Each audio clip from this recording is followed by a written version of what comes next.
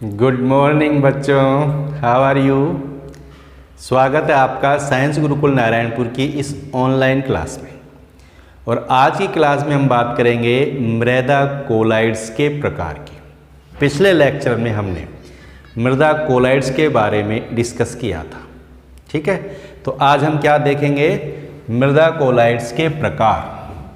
देखो, मृदा कोलाइड्स मुख्य रूप से दो प्रकार के होते हैं। कौन कौन से होते हैं?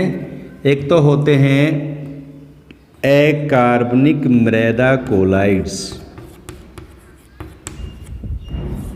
ठीक है, अकार्बनिक मृदा कोलाइड्स, और एक होते हैं कार्बनिक मृदा कोलाइड्स।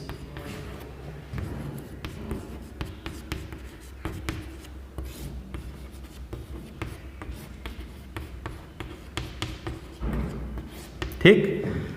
अब देखो, अकार्बनिक मृदा कोलाइड्स भी दो प्रकार के होते हैं। ये भी कितने प्रकार के हैं? दो प्रकार के हैं। कौन कौन से हैं दो प्रकार? एक तो होते हैं सिलिकेट क्ले और दूसरे होते हैं आयरन व एल्यूमिनियम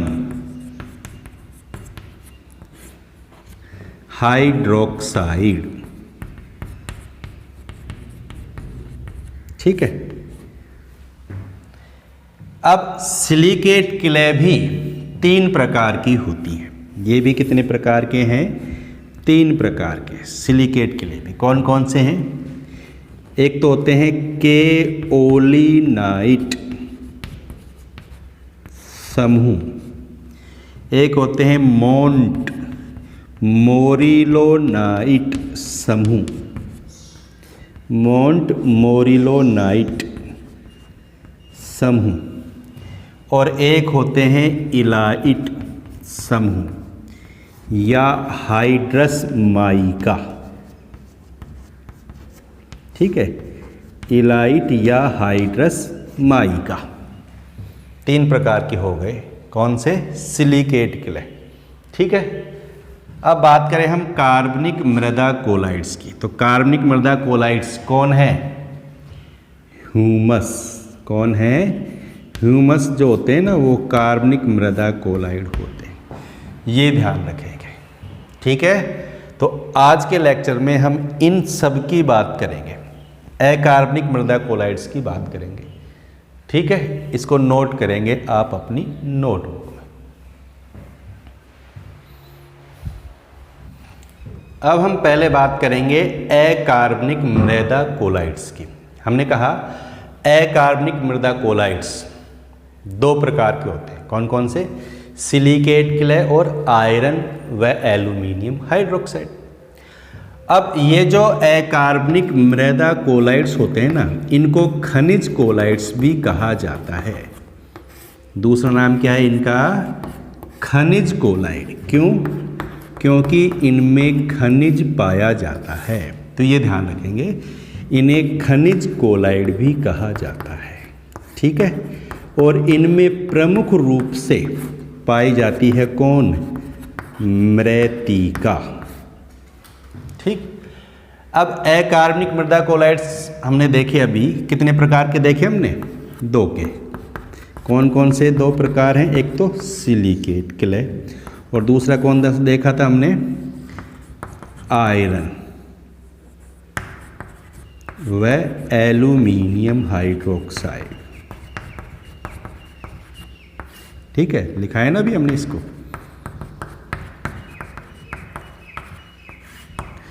अब हमने देखा कि जो सिलिकेट है ये तीन प्रकार के हैं, उनकी बात करेंगे। इससे पहले हम सिलिकेट क्ले की क्या देखेंगे? संरचना की बात करेंगे, गुणों की बात करेंगे। देखो, सिलिकेट क्ले में पहले देखते हैं हम इसका रूप की बात करते हैं। सिलिकेट क्ले का जो रूप होता है ना, वो होता है प्लेट के समान। प्लेट देखिए ना आपने सबने, प्लेट के जैसा होता है। और ये जैसे कागज़ के पन्ने होते हैं, पतले पन्ने, कागज़ के पतले पन्ने, के समान ही होते हैं इनके किनारे भी, जैसे कागज़ के किनारे होते हैं ना, पन्ने के किनारे, उस तरह के किनारे होते हैं इनके। ये षटभुजाकार या अनियमित छड़ाकार भी होती है। कैसा आकार होता है? छड़ के जैसा। अनियमित छड़ के समान आकार वाली भी हो सकती है। इस तरह का रूप होता है किसका? सिलिकेट क्ले का। समझ गए? प्लेट के जैसी होती हैं और कागज़ के पतले पन्नों के समान होते हैं इनके किनारे। इनकी आकृति षटभुजाकार भी हो सकती है और अनियमित छड़ के समान भी हो सकती है। दूसरे गुण की बात करें, इनका पृष्ठीय क्षेत्रफल देखें तो इनका जो पृष्ठीय क्षेत्रफल है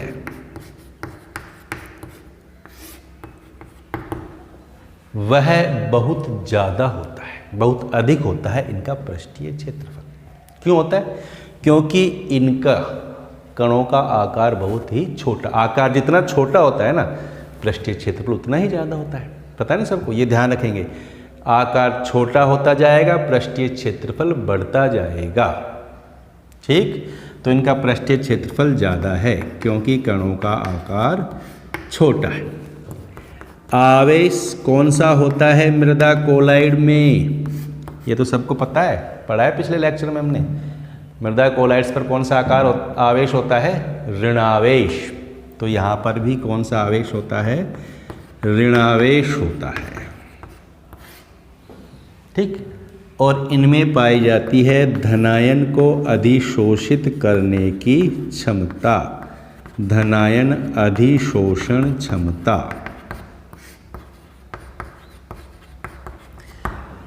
हमें पता है कि इसके कोलाइडी कणों पर ऋणावेश है।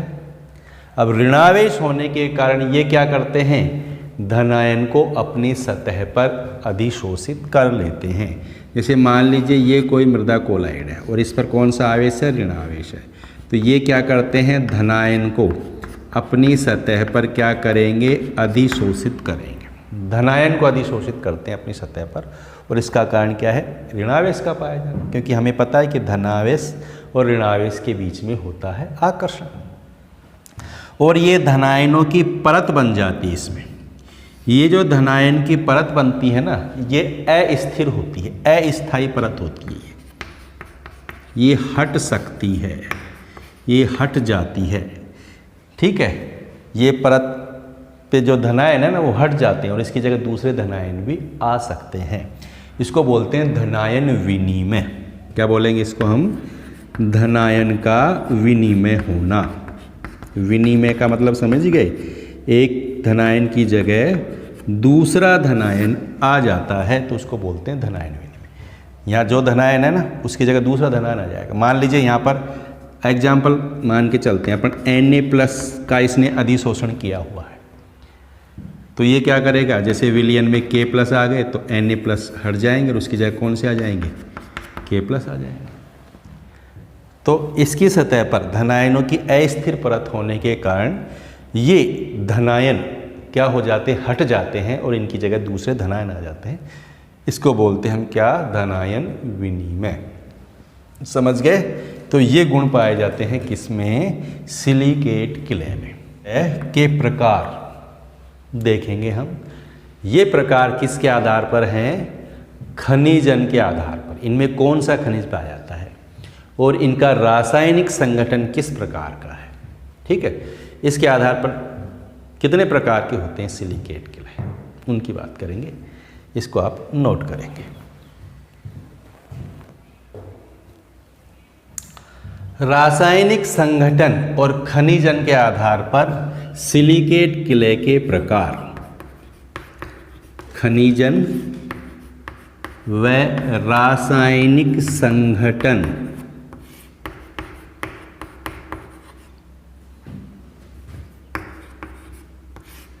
के आधार पर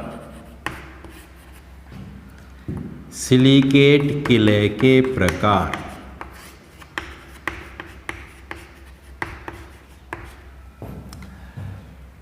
देखो, इस आधार पर सिलिकेट क्ले को 3 भागों में बांटा जाता है। 3 प्रकार की होती हैं इस आधार पर। कौन कौन सी? एक होती है केओलिनाइट, एक होता है मोंटमोरिलोनाइट,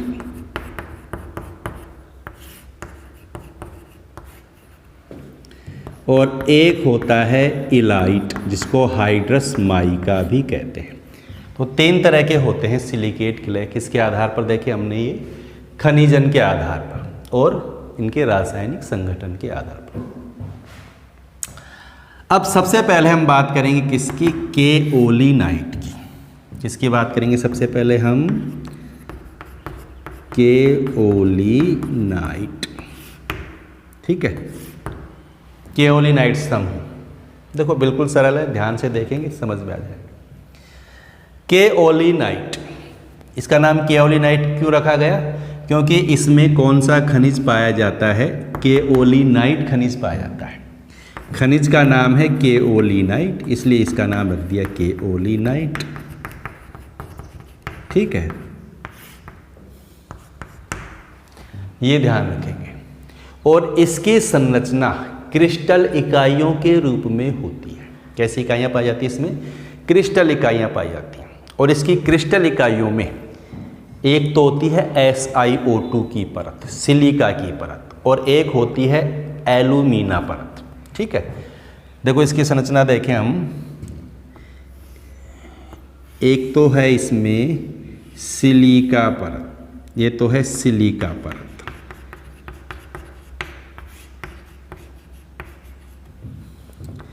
और एक है इसमें एल्यूमिना परत।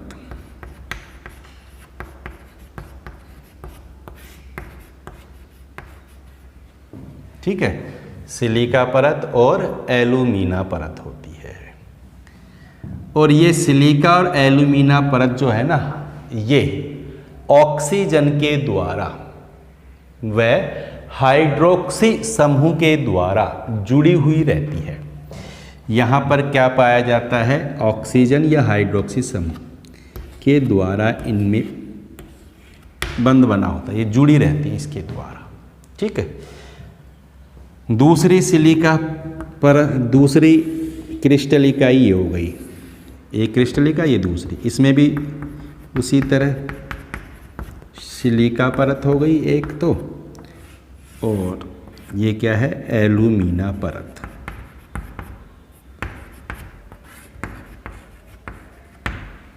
ठीक है, एक क्रिस्टल इकाई दूसरी क्रिस्टल इकाई से।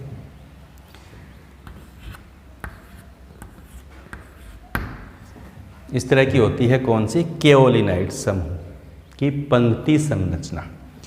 यहां पर भी इनके बीच में बंध होता है। ठीक है, ये अप्रसारित दूरी होती है, यानी दूर दूर नहीं जाते, इनके बीच में बॉन्ड है ये, इसको बोलते हैं अप्रसारित दूरी। ठीक, इन पर ऋणावेश होता है, तो ऋणावेश होता है तो धनायनों का अधिशोषण करती है ये। तो यहाँ पर धनायनों का क्या करती हैं? ये अधिशोषण करती हैं। इनकी धनायन अधिशोषण क्षमता कम होती है। क्यों होती है? क्योंकि इनकी जो बाहरी परत है वही धनायन का अधिशोषण। ठीक है, इनकी धनायन अधिशोषण क्षमता क्या है? कम। क्यों? क्योंकि इनकी जो बाहरी सतह है ना, वही धनायन का अधिशोषण करेगी। ये जो आंतरिक सतह है, यहाँ पर धनायन का अधिशोषण नहीं होता है, ये ध्यान रखना है आपको। समझ में आ गई? केओलिनाइट।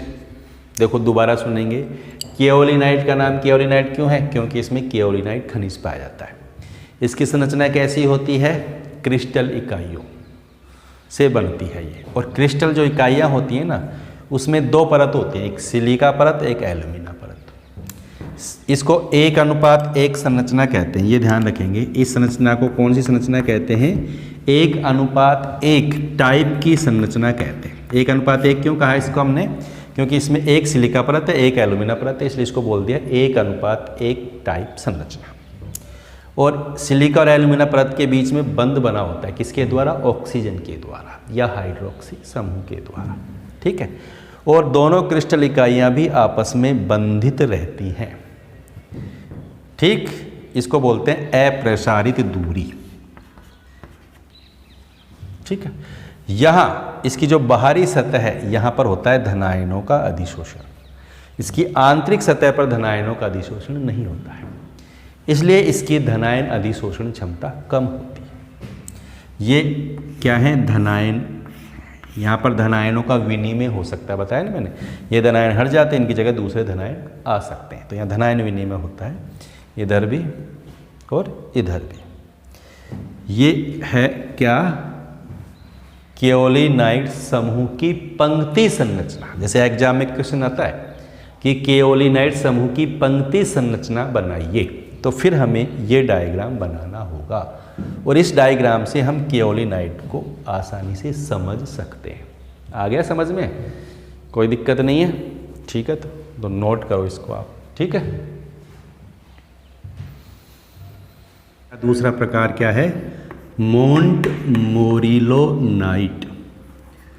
मोंट मोरिलोनाइट, मोंट मोरिलोनाइट समूह। ठीक है, ये मोंट मोरिलोनाइट क्यों कहलाता है? क्यों? क्योंकि इसमें जो खनिज है ना वो पाया जाता है, कौन सा, मोंट मोरिलोनाइट। खनिज का नाम मोंट मोरिलोनाइट है और वो खनिज पाया जाता है इसमें, इसीलिए इसका नाम रख दिया मोंट मोरिलोनाइट समूह। इसमें भी क्रिस्टल इकाइयाँ होती हैं, जैसे केओलिनाइट में क्रिस्टल इकाइयाँ होती हैं, यहाँ पर भी होती हैं। इसकी क्रिस्टल इकाइयों में 2 सिलिका परत और 1 एल्यूमिना परत होती है। सिलिका परत कितनी होती हैं? 2, और एल्यूमिना परत कितनी होती है? 1। ठीक है, 2 सिलिका है, 1 एल्यूमिना, इसलिए इसको बोलते हैं 2:1 प्रकार की संरचना। और ये जो एल्यूमिना परत जो है ना वो 2 सिलिका परतों के बीच में पाई जाती है। देखो इसकी संरचना का डायग्राम देखें, इसकी पंक्ति संरचना देखें हम।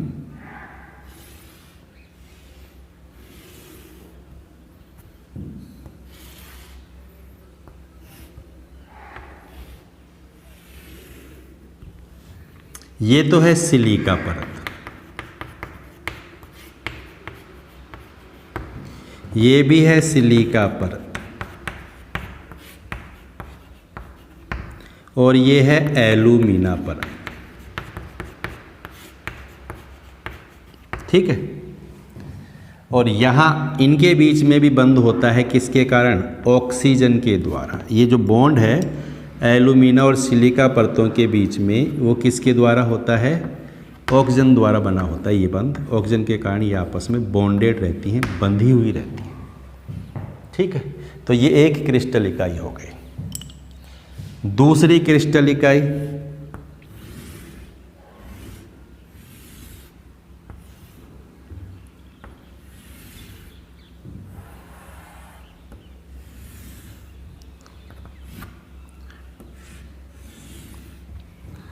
ठीक है, ये कौन सी परत है? सिलिका। ये कौन सी परत है? सिलिका। और ये कौन सी परत है? एल्यूमिना। ठीक, और यहाँ बंध किसके द्वारा बना हुआ है? ऑक्सीजन परमाणुओं के द्वारा। ठीक, समझ में आ गई ना? अब यहाँ देखो, इसकी जो धनायन अधिशोषण क्षमता होती है ना वो ज़्यादा होती है। क्यों?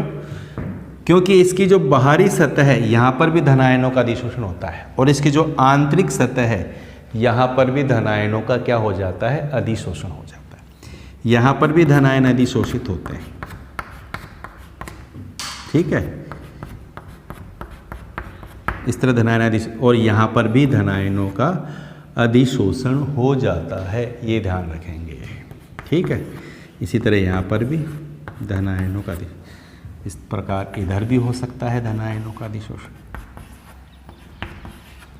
इनके बीच में ये दूरी, इसको बोलते हैं प्रसारीय दूरी, जो अधिक होती है।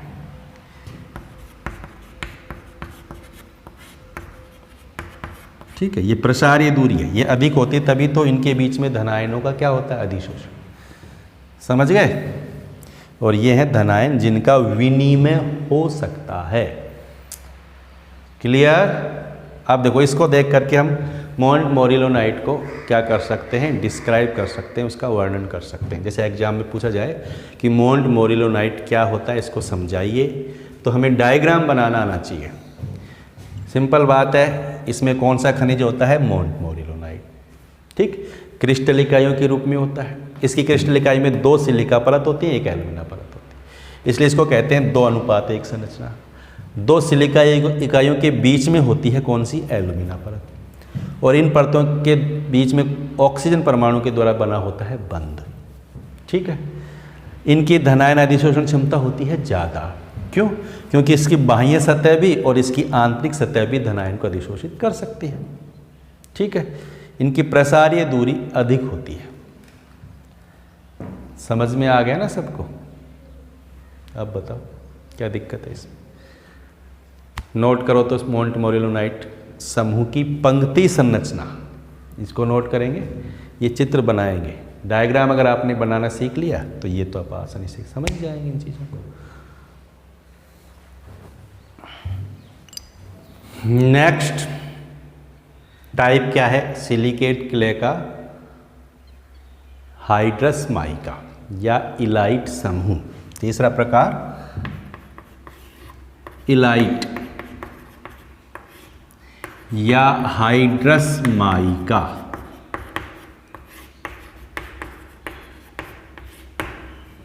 ठीक है, इलाइट या हाइड्रस माइका, इसमें कौन सा खनिज होता है, इलाइट खनिज होता है। नाम से पता चल जाएगा, नाम पता है तो इसका मतलब उसमें जो नाम है ना वही उसमें खनिज है, तो इसमें इलाइट खनिज होता है। और इसकी जो पंक्ति संरचना होती है ना वो मोंट मोरिलोनाइट के समान ही होती है।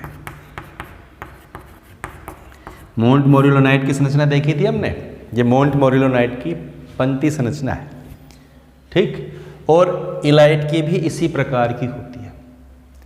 इलाइट में भी 2 सिलिका परत होती हैं। ठीक, 1 एल्यूमिना परत होती है। सिलिका की 2 परतों के बीच में एल्यूमिना परत रहती है और इनके बीच में बंद होता है ऑक्सीजन के द्वारा। ठीक है, सेम वही है। इसको भी 2:1 संरचना कहते हैं। तो अंतर क्या है फिर, अंतर क्या है कि यहाँ पर ये जो धनायन है ना, इसकी जगह पर यहाँ पाया जाता है कौन, पोटेशियम। कौन पाया जाता है यहाँ पर, पोटेशियम पाया जाता है। ठीक है, बस यही अंतर है इलाइट में और मोंट मोरिलोनाइट का। जो मुख्य अंतर है वो समझ में आ गया ना। मोंट मोरिलोनाइट में तो यहाँ कौन होते हैं, धनायन होते हैं, जबकि इलाइट में यहाँ कौन आ गया, पोटेशियम आ गया। बाकी संरचना दोनों की सेम है। और यहाँ पर ये जो प्रसारीय दूरी जो होती है ना, ये मोंट मोरिलोनाइट से कम होती है। ये ध्यान रखेंगे, ये प्रसारीय दूरी मोंट मोरिलोनाइट से क्या होगी, कम होगी। ठीक, इनकी सुघट्यता, इनकी सहसंजन क्षमता, इनका फैलाव, इनका संकुचन, ये मोंट मोरिलोनाइट से कम होता है, लेकिन केओलिनाइट से क्या होता है, ज़्यादा होता है। इनकी धनायन अधिशोषण क्षमता भी मोंट मोरिलोनाइट से क्या होती है, कम होती है। दिख रहा है, क्योंकि उसमें तो धनायन यहाँ पर भी अधिशोषित होते थे, इसलिए इसकी धनायन अधिशोषण क्षमता मोंट मोरिलोनाइट से क्या है, कम है। क्लियर हो गई बात, समझ में आ गई ना। इलाइट, मोंट मोरिलोनाइट याद है तो इलाइट तो आपको वैसे याद हो गया। बस ये ध्यान रखना, उसमें धनायन थे, यहाँ पोटेशियम हो गया। बाकी ये भी 2:1 संरचना है, यानी इसमें भी 2 सिलिका परत और 1 एल्यूमिना परत होती है। 2 सिलिका परतों के बीच में होती है एल्यूमिना परत। ठीक है, और इनके बीच में बॉन्ड ऑक्सीजन के द्वारा होता ही है। यहाँ पर भी समझ में आ गई, नोट करो ध्यान से। यह है इलाइट की पंक्ति संरचना। तो आज हमने बात की मृदा कोलाइड्स के प्रकार की, और मृदा कोलाइड्स में आज हमने बात की है अकार्बनिक मृदा कोलाइड्स की। ठीक है, आज हमने अकार्बनिक मृदा कोलाइड्स पढ़े हैं। अकार्बनिक कितने प्रकार के बताए हमने? 2 प्रकार के। कौन कौन से? सिलिकेट क्ले और दूसरा एल्यूमिनियम हाइड्रोक्साइड या आयरन हाइड्रोक्साइड। ठीक, सिलिकेट क्ले के 3 प्रकार देखे खनिजन के आधार पर और रासायनिक संगठन के आधार पर, केओलिनाइट, मोंटमोरिलोनाइट और इलाइट। ठीक है, इनकी संरचना की बात की, इनकी समूह पंक्ति संरचना देखी हमने, इनके डायग्राम आपको समझ में आनी चाहिए, याद भी होनी चाहिए। अगर वीडियो को ध्यान से देखेंगे, पूरा देखेंगे, तो आपको ये टॉपिक बहुत अच्छी तरह समझ में आ जाएगा और याद भी हो जाएगा। और जो इस चैनल पर नए हैं उन्हें चैनल को सब्सक्राइब अवश्य करना है, लाइक भी करना है और शेयर भी करना है। ठीक।